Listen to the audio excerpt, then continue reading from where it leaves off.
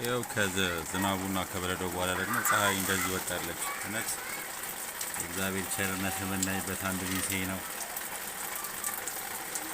ግን ደግሞ ይፈር በረዶም ደግሞ ላይ አሁን ዝናብ እየዘነበ ነው። ሶስት አይነት ወይዘር ነው እያየን ያለ ነው በእውነቱ ማይ ፒፕልስ ማይ ድሪም ሃውስ የኔ ድሪም ሃውስ ያ ቤት ነው። ያቺ ደግሞ ፀሐይ ነች፣ ፀሐዬ ነች ያቺ እና ይህን ይመስላል የነበረው ቆይታ።